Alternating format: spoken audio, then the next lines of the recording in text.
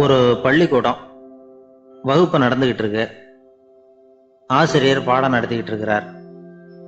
நடத்தி முடிச்ச உடனே கேட்டார், மாணவர்களே, இதுவரைக்கும் நான் நடத்தின பாடத்துல உங்களுக்கு ஏதாவது சந்தேகம் இருக்கா அப்படின்னு கேட்டார். அப்புறம் ஒவ்வொருத்தரா கேட்டார். ஒரு மாணவன் எழுந்திருச்சான். சார், எனக்கு சந்தேகம் எதுவுமே இல்லைன்னா. ஏன்னு கேட்டார். ஏன்னா எனக்கு நீங்க நடத்தின பாடம் தெளிவா புரிஞ்சுட்டுது, அதனால சந்தேகம் வரலன்னா. இன்னொரு மாணவன் எழுந்திருச்சான். சார், எனக்கும் சந்தேகம் எதுவும் இல்லைன்னா. ஏண்டான்னு கேட்டார். ஏன்னா எனக்கு நீங்க நடத்தின பாடம் எதுவுமே புரியல, அதனால சந்தேகம் வரல அப்படின்னா. இந்த இடத்துல நாம கொஞ்சம் சிந்திச்சு பார்க்கணும். இந்த உலகத்துல எல்லாம் புரிஞ்ச ஒருத்தனுக்கும் சந்தேகம் வராது, எதுவுமே புரியாத ஒருத்தனுக்கும் சந்தேகம் வராது. அறகுறையா புரிஞ்சுக்கிட்டவன் இருக்கான் பாருங்க, அவனுக்கு தான் அடிக்கடி சந்தேகம் வரும். ஆக மாணவர்களை இந்த 3 வகையா பிரிக்கலாம். அதே மாதிரி தான் மனிதர்களையும் 3 வகையா பிரிக்கிறாங்க ஆன்மீகவாதிகள். ஒரு ஆன்மீக பெரியவர் என்ன சொல்றார் தெரியுமா? இந்த உலகத்துல 3 வகையான மனிதர்கள் இருக்கிறாங்களாம். முதல் வகை எப்படி தெரியுமா? இவங்களுக்கு எதையும் தெரிஞ்சுக்கணுங்கிற அவசியமே கிடையாது. ஏன்னா அவங்களுக்கு எல்லாமும் தெரியும்.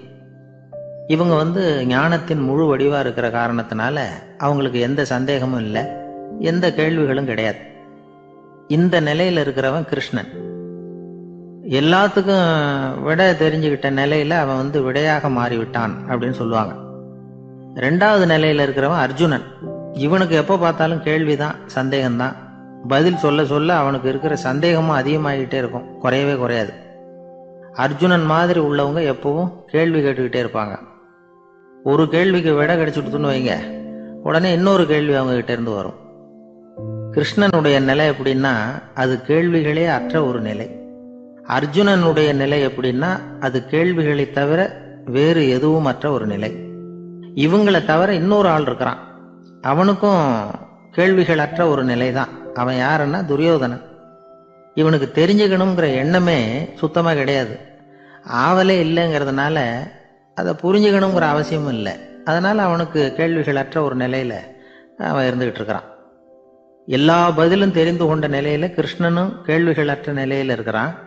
தெரிஞ்சுக்கணுங்கிற ஆவலே இல்லாத துரியோதனனும் கேள்விகள் அற்ற நிலையிலே இருக்கிறான். இப்படியும் இல்லாம அப்படியும் இல்லாம ரெண்டும் கெட்டான் நிலையில இருக்கிறானே, அவன் தான் அர்ஜுனன். அதனால பெரியவங்கள்லாம் என்ன சொல்றாங்கன்னா, இந்த உலகத்துல அர்ஜுனன்களா இருக்கிறவங்க ஒண்ணு துரியோதனனா மாறிடணும், இல்லைன்னா கிருஷ்ணனா மாறிடணும். இதை தவிர வேற வாய்ப்பு இல்லை. துரியோதனன் மாதிரி உள்ளது விலங்கு நிலை, கிருஷ்ணன் மாதிரி உள்ளது தெய்வ நிலை. அர்ஜுனன் விலங்காவும் ஆக முடியல, தெய்வமாவும் ஆக முடியல. இப்படி ரெண்டும் கெட்டானா இருக்கிற வரைக்கும் இந்த கேள்விகளும் பிரச்சனைகளும் இருந்துகிட்டே தான் இருக்கும்.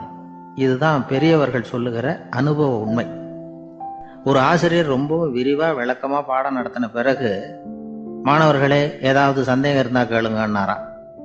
ஒரு மாணவன் எழுந்திருச்சான். சார், எனக்கு ஒரு சந்தேகம்னா. என்னன்னு கேட்டார். இது வரைக்கும் என்ன பாடம் சார் நடத்துனீங்க அப்படின்னா அந்த பையன்.